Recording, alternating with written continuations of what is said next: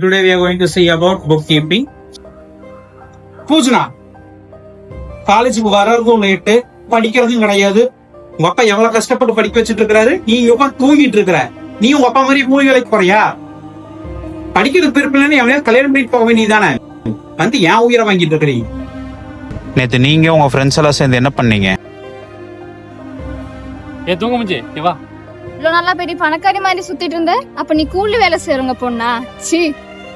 C இது தெரியாம இவ்வளவு நாள் இவ கூட ஃப்ரெண்டா வேற இருந்துட்டேன். அவங்க கல்யாணம் பண்ணுப்பா. எப்படி மாப்பிள்ள நீங்க பாத்துட்டீங்களா இல்ல நாங்க பாக்கணும்? ஒரு டீச்சரா ஒரு ஸ்டூடெண்ட்டை நாங்க திட்டுறோம், கண்டிக்கிறோம் அப்படின்னா ஒரு ஸ்டூடெண்ட் மேல உள்ள அக்கறைனாலதான் நாங்க திட்டுறது. நீங்க அதை அட்வான்டேஜ் எடுத்துக்கிட்டு அந்த பொண்ணை கிண்டலும் கேலியும் பண்ணி இப்ப அந்த பொண்ணோட உயிர் போயிடுச்சு பாத்தீங்களா?